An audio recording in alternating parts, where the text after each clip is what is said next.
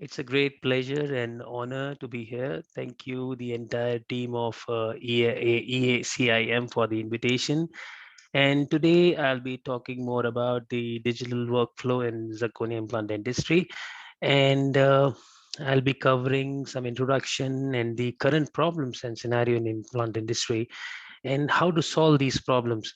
And then definitely the digital workflow with zirconia implants, and I'll be presenting a couple of cases as well, and then followed by some question and answers.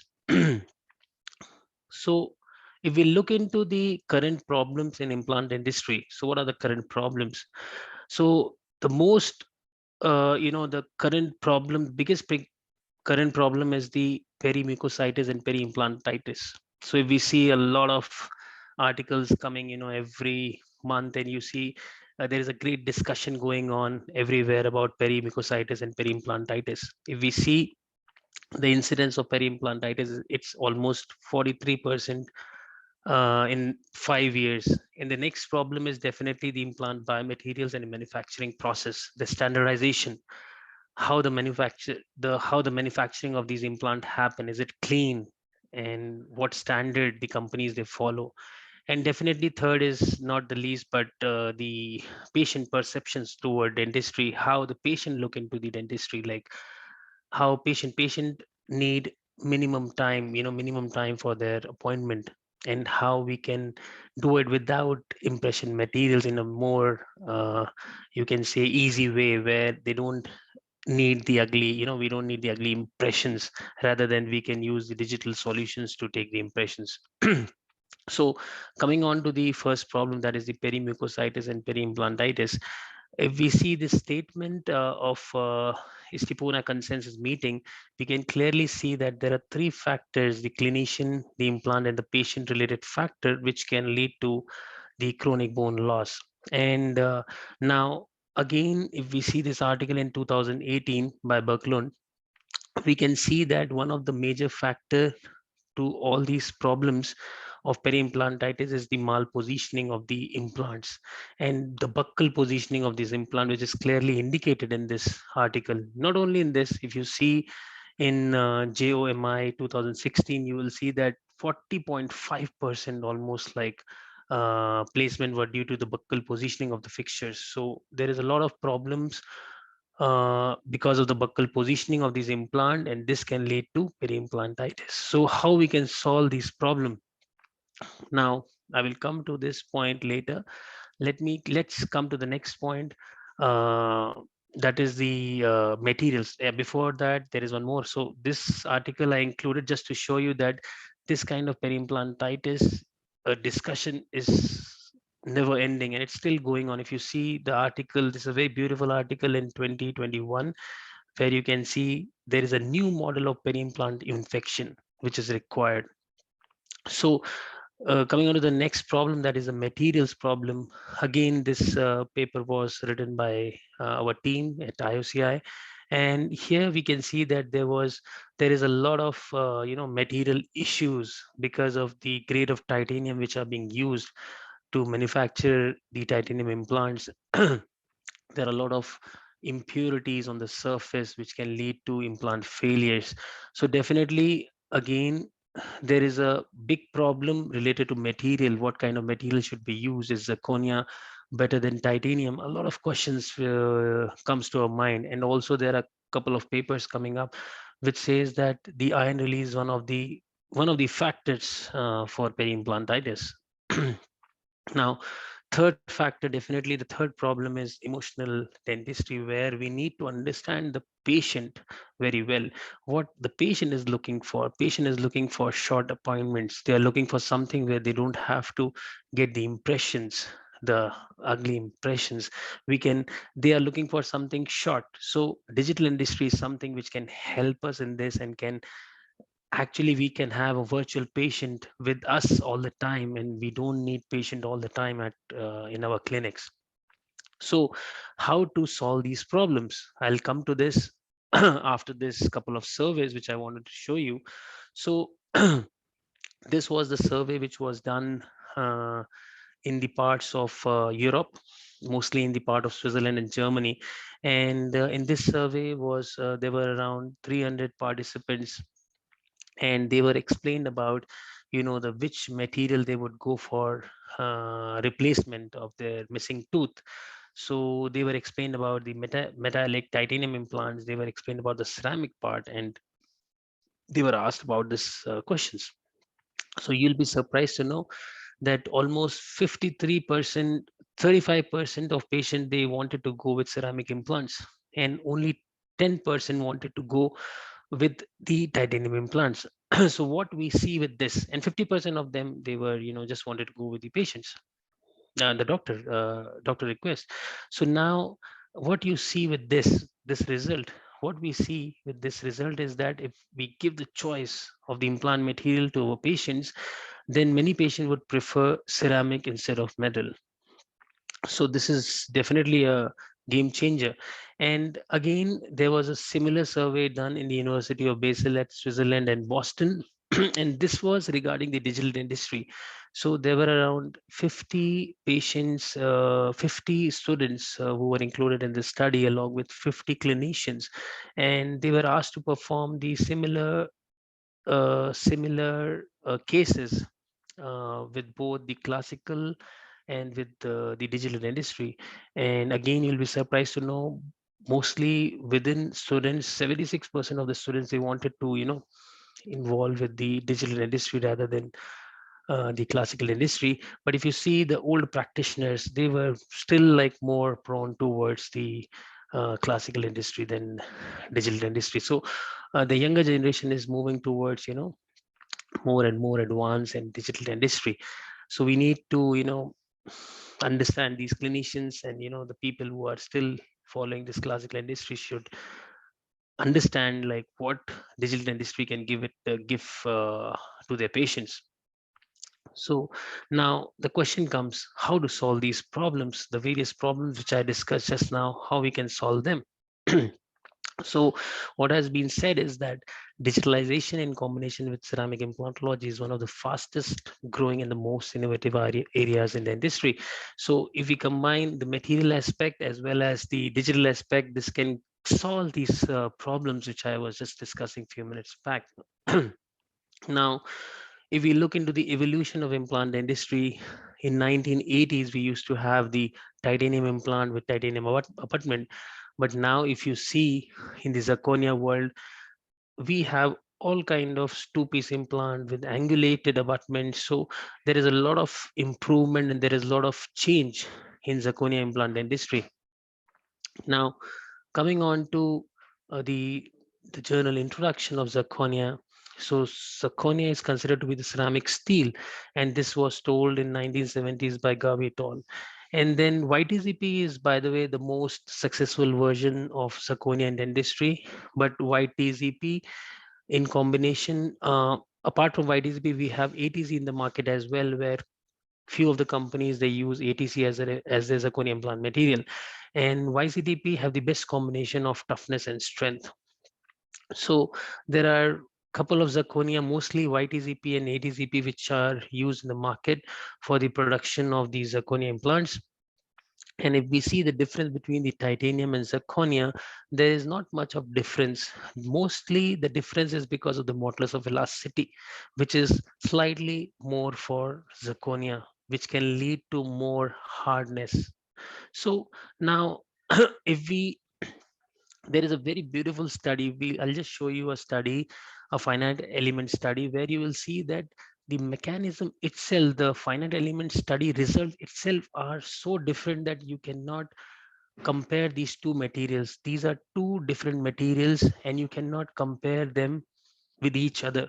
We need to understand and we should respect the property of the zirconia. So now if you see, there's a beautiful article, and if you see the result of this beautiful article here, you can see that zirconium implants showed lower stress in cortical bone as compared to titanium implants, where it is vice versa. So the the physiology, the you can say the finite element studies are itself, so much different that we cannot compare these two different types of material. And the overall stress in bone were more due to titanium than zirconia. So again, zirconium dioxide implant lead to lower peri-implant stress than the titanium implants. There's a very beautiful study which says that the stress around the zirconia implant is less as compared to titanium implants. Further to this, now we will see what are the factors where zirconia implants are lacking, where the differences has come. So one is definitely the modulus of velocity. The modulus of velocity is more, which means the bending capacity is less. So this implies there is more rigidity and no elasticity. The second problem is definitely the low temperature degradation, but again, this is very negligible, and there are various articles and various papers, scientific papers, which can prove this. And definitely the surface modification of zirconia implants has to go to a next level so that the performance of zirconia implant can be shown even higher than that of titanium. I'll be discussing about few studies where it has been seen that the if we modify the surface of zirconia, there are even chances where we can have a higher performance. So the question comes now, to tilt or not to tilt. I would definitely go with not tilting, but there are certain unavoidable situations where you have to tilt the implant. Now, there are two schools of thoughts. One school of thought says bending of titanium implants or bending of implants will not lead to any problem. And then there is a one school of thought which says placement of implants should be parallel. They should not be tilted, which can lead to some kind of strain in them. So definitely, I believe in the school of thought where we need to place these implants straight and parallel because the material is very sensitive, and we should respect the you should respect the material. So paralleling, placing these implants parallel is the ideal way to have more predictable results. And I was talking about these unavoidable situations where you cannot, manage, and how to manage this. I'll be telling you in my next slides. So 15-degree tilt is is fine. We can go ahead with 15-degree tilt, but a tilt more than 15-degree can lead to some problems, can lead to some strain in the implant, and can lead to some fractures. So we have to make sure that we should place our ceramic implants parallel to each other, or if we are tilting also, we should not tilt more than 15 degrees. How? So this was a study which is ongoing, and it has been proven also that the incline implant in a fixed process promote more microstain than the physiological bone maintenance limit.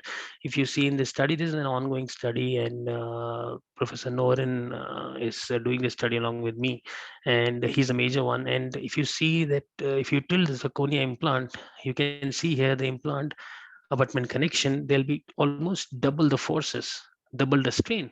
So you can say that the maximum stress occur in the curve area and will increase with increasing angle. So this is not only with these implants. If you see the ITI consensus in 2019, even there it was told that when condition allow, the implant should be positioned axially. So again, this was proved in ITI, and still it is, they are working on it. If you see, this is the very recent article in August 2021. Here, if you see, they have told strictly that it is ideal to place the implants straight and parallel. It is better to place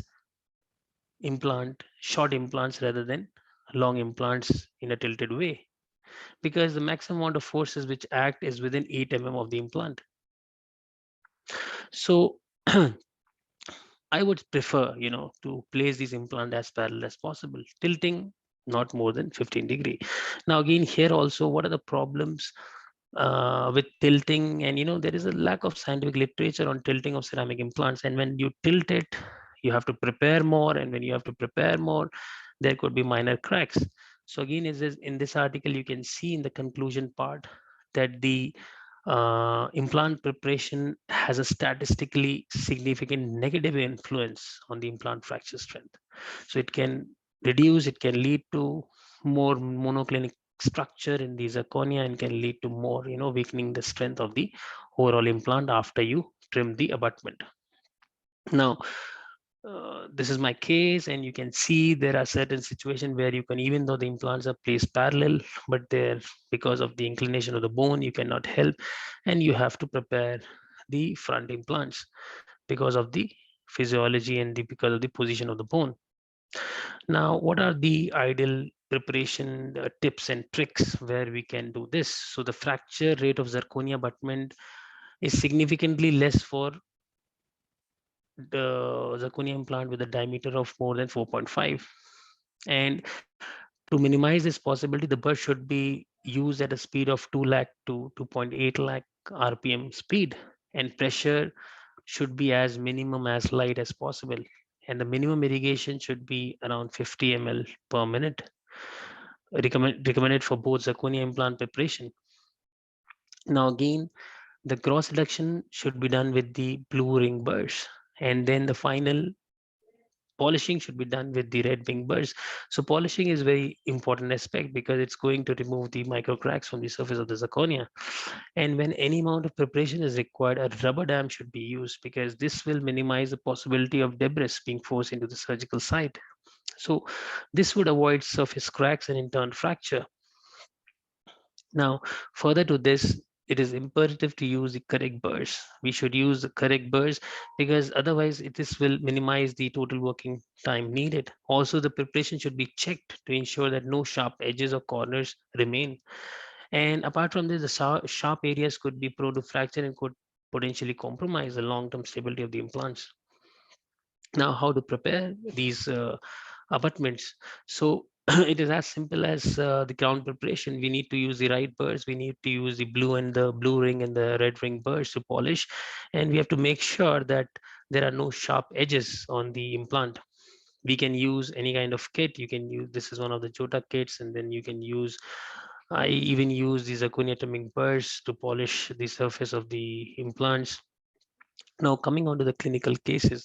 So I'll be showing you a couple of cases, mixed digital dentistry, and how we can in different way we can apply digital dentistry to, to get the more precise and predictable results. The first case, I used the complete guided surgery kit where the guide, it has no metal in it. It's a complete metal free solution. So this guide is from Twingus, and you can see the guide is all metal free. Now this guide is made out of PMMA. So this is the missing tooth, and the patient came with the chief complaint of missing tooth and difficulty in chewing from the left side. And then I started explain about the implant, and patient wanted to go with the white implant, the the more biocompatible and the more metal free implant. And then a tissue punch was used to create a punch, and the guide was placed freely, and then the zirconia implant, monoblock zirconia implant, was placed with the help of this two Twingus guide. And now the proper company protocols were followed because this is very important. You need to follow because it can lead to problems. Now the protocols are followed, and you can see the implant is completely straight, and this is after 3 months, and you can see the CBCT, the positioning of the implant, and everything has came out so well. And soon after, the you can see the images after 3 months, and soon after 3 months you can see how it looks like completely neat and clean and white. And then a digital impression was taken, and digitally the impression was taken, and the crown was fixed for this tooth. And if you see the x-ray, you can see how stable the crystal bone is, and how stable, and everything looks so clean and neat, and there is no problem at all. And this is OPG which is taken after 2 years. In fact, there are three. This OPG is quite old, now 3 or 4 years are almost over with this case. This is another case where patient came with a missing tooth, and the tooth was planned to extract, and the implant was planned to place immediately. We used a normal guide, and the implant was placed, the monoblock implant was used, and some kind of calcium phosphate graft was used, and a kind of bone cement, and it was packed. And in this case, everything was done in a single day. So it is a single day dentistry where everything was planned based on the cast, and crown was prepared, and patient walked with the tooth uh, on the same day. But the final impression, definitely the final crown was given after 3 months, after the tissues and everything was healed, and this is how it looks after 3 months. Now, coming on to the case number three here, if sometimes it is difficult for the patient to afford the digital dentistry, and so for that also we have a solution to place for parallel implants, where we use these blocks, a kind of block which have holes and at a equidistance, and you can use this kits. It's available in the market, and you can position your implant at the right place. So these, you can see with the help of this kit, the implants are placed exactly at the equidistance, and this is how the other side, this here you can see the other side, which was planned in a with titanium implants. So this, I did this case just to compare the results of titanium and zirconia. So one side was zirconia and one side was titanium. So here you can see that the positioning of implant with digital dentistry, it looks so nice and clean, and everything looks so perfect. And then the self-glazed zirconia crowns were given for these zirconia implants, and patient is doing quite well and recently visited. Everything looks perfect. Now, next case is a full arch case, and this case here, patient wanted immediate, was traveling and came to me and wanted some immediate function for his upper jaw, and there was a lot of infection, but still most of the teeth were extracted, and we plan to give because of the finance, and we plan to give only 4 monoblocks zirconia and full arch on it. And this is how the implants were placed, and then temporaries were given to the patient, and after 3 months of time you can see how it looks like. And we planned and we gave the processes to the patient in a period of 3 months, and almost 24 to 26 months are over, and patient is doing very well. We are also working on the lower arch for him. There are a couple of implant missing. This is the case number 5 here. Again, there's a full arch case, and there were 6 implants which were placed for this patient equidistance, and these are the radiographic view and x-rays, and then there were special CAD cam abutments. Sometimes it is difficult to place these implants straight, so now when there is a slight correction which can be made with the help of these CAD cam abutments, which can be used and which can be fabricated, and we can correct the positioning of these implants. So these are fixed on the implant with the help of the resin cement, and we can actually correct the position of these implants. So now these were fabricated, and you can see how the initial position is corrected, and now everything looks very parallel. So this is what is very important for zirconia implants, and the axial forces to go, in a straight direction. This will cause minimum strain to the implants. Further to this, the temporary was given, and finally the final process was fabricated. And this is how it looks like, and this is how the smile of the patient with a confident patient. The new life begins with a confident smile. Patient is very happy, doing very happy. Almost, I think, 2 years are over. Now, coming on to the conclusion. So, what do we conclude here? What do we see here? We conclude that the complete digital workflow is an important tool for ceramic implantology, because we need to respect the material, that is the ceramics, and we should place them straight so that there is minimum strain. And it also shortens the total working time, reduces 33% of the production cost, and fulfill 100% of the patient satisfaction. So we are actually solving all the problems which we had discussed in my first part of the lecture. So again, it minimizes the manipulations of zirconia implant abutment and hence stress. So again, when you're placing it straight, you don't need to, correct the positioning of the abutment, especially the monoblock. You don't need to trim. And when you're not trimming, you're actually, favoring the implant. And definitely when you place it straight and everything is good, it ensures the long-term success with patient acceptance.